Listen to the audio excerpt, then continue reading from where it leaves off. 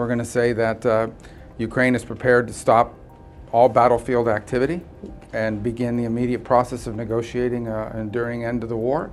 And we'll see what their response is. If their response is yes, then we know we've made real progress and there's a real chance of peace. If their response is no, it would be highly unfortunate.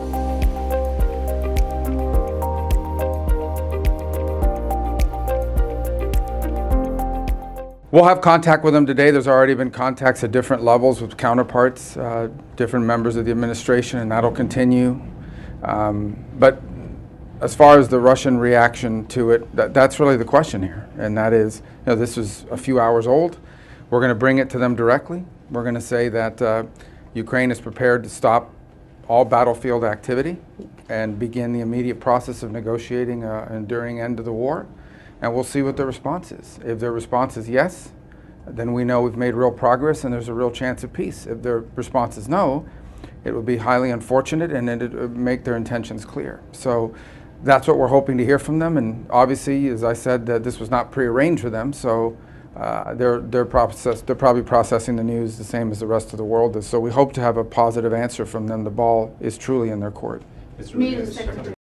Now we all eagerly await the Russian response and urge them strongly to consider ending all hostilities so people will stop dying, so bullets will stop flying, and so a process can begin to find a permanent peace. I think the first step in all this is the acceptance that there is no military solution to this conflict. Neither side can militarily achieve their maximalist gains, their maximalist goals. Neither side can achieve them through the military side. The only way this conflict can end is through negotiation. That's the only way you're going to have peace, is through negotiation. And so we need to start that process. And it is hard to start a process when people are shooting at each other and people are dying. And so our hope is that we can stop that, all these hostilities, and get to a negotiating table where both sides, over some period of time with a lot of hard work, can find a mutually acceptable outcome that, in the case of Ukraine, obviously secures their long-term prosperity and security. Suffice it to say, there's going to be multiple points of contact with the Russians to gauge, are they willing to do this or not? And as far as the conversations that were yesterday, when you sit down with a counterpart like Ukraine, we're not going to negotiate this publicly. We're not going to actually put out there sort of what we talked about, because in any negotiation, there's certainly an element where you don't want one side to be giving away all this leverage from a public perspective. We had a broad conversation about what it would, but I think the bulk of our conversation was what a negotiation process would look like in terms of not the specific conditions, but rather the timing of it, sort of the steps they would like to see taken. The Ukrainians made very clear that this isn't just about ending a war. They need to get their prisoners of war back. They need to get the children back. They'd like to see an exchange of prisoners of war. They'd like to see their children back. So there's all sorts of things tied to the humanitarian assistance is important as well. There are areas of Ukraine that have been badly damaged that require immediate assistance. So these are the sorts of things that we talked about as being inclusive in the negotiation process. So really the bulk of our conversation when we got to that stage of it was discussing the kinds of items that need to be on any negotiation agenda, even when we hopefully get there. There's different ways to construct a deterrent on the ground that prevents another war from starting in the future. We're not going to go in with any sort of preconceived notion. The bottom line is it needs to be something that makes Ukraine feel as if they can deter and prevent a future invasion. How that looks and how that's put together, that's what we're going to be talking about. If we can get to that stage.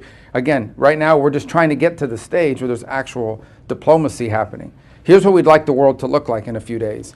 Neither side is shooting at each other. Not rockets, not missiles, not bullets, nothing, not artillery. The shooting stops, the fighting stops, and the talking starts. That's what we want to see. What happens during that talking and how that evolves, I think we're going to have to be flexible and nimble and creative and patient and work hard at it and hopefully turn it into something that's concrete. You've covered, many of you have covered foreign policy for years. That's how these things happen, and they're not easy, and sometimes they're difficult to predict which way they're going to go in terms of the specifics of it. But we just want to get to that stage. That would be, for lack of a better term, a good problem to have to figure out how to negotiate a peace, because we're actually negotiating a peace while the shooting is stopped. Well, I think that a minerals deal is something that I think is beneficial for both countries.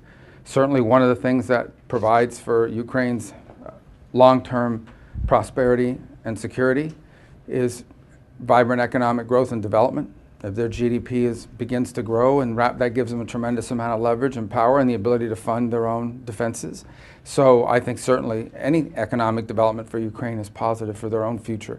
Obviously, if the United States has a vested economic interest somewhere, we're tied to them on an economic front, we're in partnership with them on something, we will have an interest in the future of Ukraine as well. I wouldn't couch it as a security guarantee, but certainly if the United States has a vested economic interest that's generating revenue for our people as well as for the people of Ukraine, we'd have a vested interest in protecting it if it were to be challenged or threatened. Prime Minister, What he said is it should become the 51st state from an economic standpoint. He says if they became the 51st state, we wouldn't have to worry about the border and fentanyl coming across, because now we would be able to manage that. He's made an argument that it's their interest to do so. Obviously, the Canadians don't agree, apparently. But do you agree with this? Should they be? Is that we're going to discuss that, becoming the 51st? Well, that's not what we're going to discuss at the G7, and that's not what we're going to be discussing in our trip here. So they're the host nation, and I mean, we have a lot of other things we work on together. We defend North America through NORAD and the airspace of our continent together. So not to mention the issues of Ukraine and other commonalities. So we're going to be focused in the G7 on all of those things. That's what the meeting is about. It is not a meeting about how we're going to take over Canada.